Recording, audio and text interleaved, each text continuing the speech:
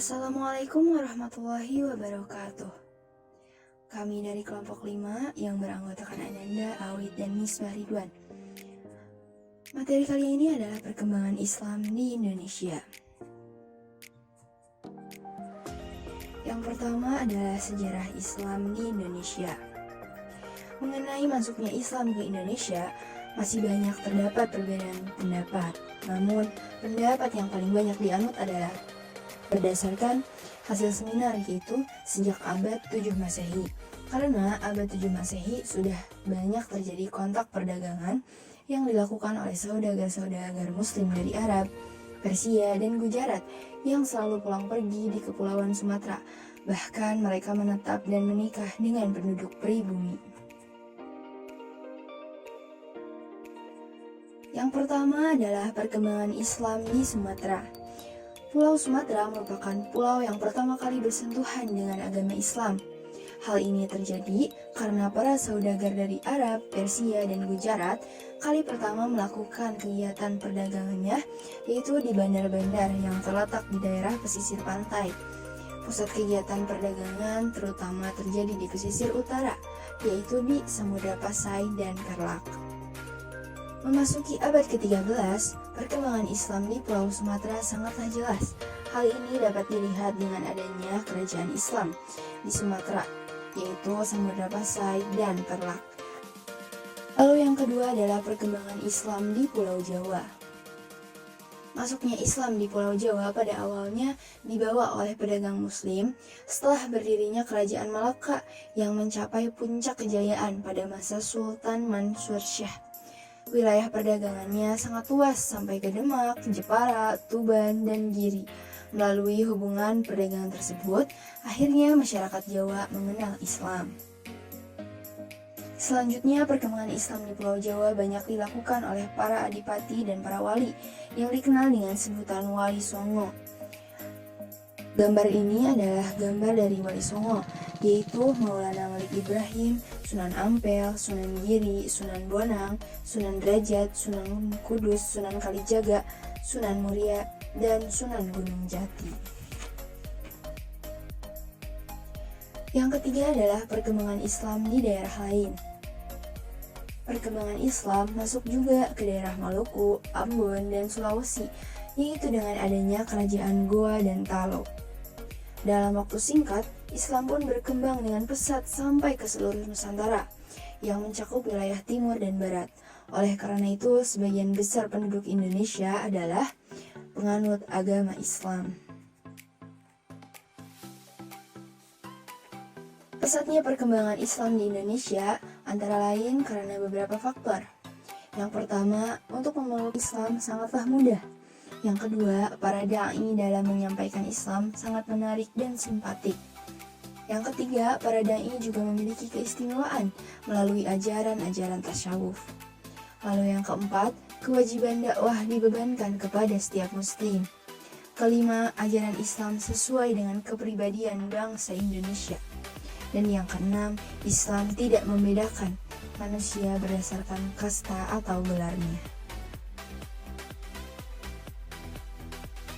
Jalur masuknya Islam ke Indonesia. Ada 6 jalur. Yang pertama yaitu melalui perdagangan. Dalam sebuah misi perdagangan biasanya diikuti para ulama yang bertujuan menyebarkan dakwah Islam, seperti pada gambar tersebut. Lalu yang kedua adalah melalui perkawinan. Para saudagar muslim yang menetap di Nusantara menikah dengan warga pribumi dan keturunannya memeluk agama Islam sehingga mempercepat perkembangan Islam di Nusantara. Yang ketiga adalah melalui tasawuf. Pengajaran tasawuf yang dilakukan oleh para da'i dan sufi dapat menarik simpati masyarakat sehingga dapat mempercepat perkembangan Islam. Lalu yang keempat adalah melalui pendidikan. Dilakukan melalui lembaga pendidikan, terutama pondok pesantren. Dilakukan oleh para kiai dan ulama dalam mencetak kader da'i yang handal dalam menyebarkan Islam. Yang kelima adalah melalui kesenian. Kesenian yang digunakan yaitu sesuai dengan budaya setempat. Dengan demikian, secara perlahan agama Islam mempengaruhi budaya dan mengubah keyakinan dan perilaku masyarakat. Dan yang terakhir adalah melalui politik. Setelah Islam masuk, Para adipati dan raja banyak menempatkan para ulama sebagai penasihat dan hakim, sehingga dapat mempercepat penyebaran Islam. Lalu yang kedua adalah perkembangan ilmu pengetahuan dan kebudayaan. Perkembangan Islam yang dilakukan oleh para pedagang dilanjutkan oleh para adipati dan para wali yang telah memberikan kontribusi yang sangat besar terhadap perkembangan ilmu pengetahuan dan kebudayaan di Indonesia. Para ulama yang terkenal pada masa itu dan karya-karyanya, yang pertama adalah Hamzah Fansuri.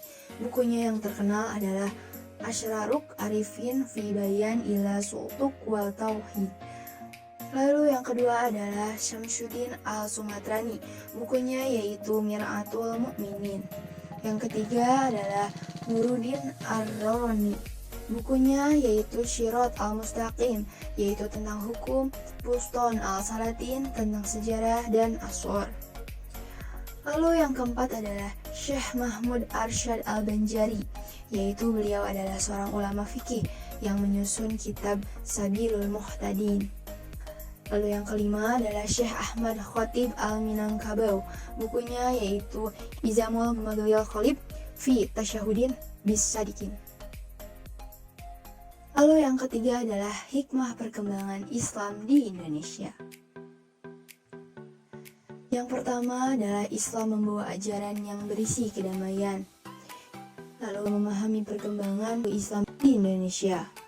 Lalu yang ketiga, penyebar agama Islam di Indonesia adalah pribadi yang memiliki ketangguhan dan bekerja keras. Lalu yang keempat, terjadi akulturasi budaya antara Islam dan kebudayaan lokal, meskipun Islam tetap memiliki batasan-batasan. Yang kelima, memahami perkembangan ilmu politik, sosial, budaya, dan ilmu pengetahuan. Yang keenam, menjadi cermin untuk memacu kehidupan yang lebih baik. Yang ketujuh, mempelajari sejarah agar dapat melakukan perubahan yang lebih baik di masa yang akan datang. Dan yang terakhir adalah menghargai kerja keras para ulama. Sekian materi dari kami. Terima kasih, semoga bisa bermanfaat bagi semua. Alhamdulillahirrabbilalamin.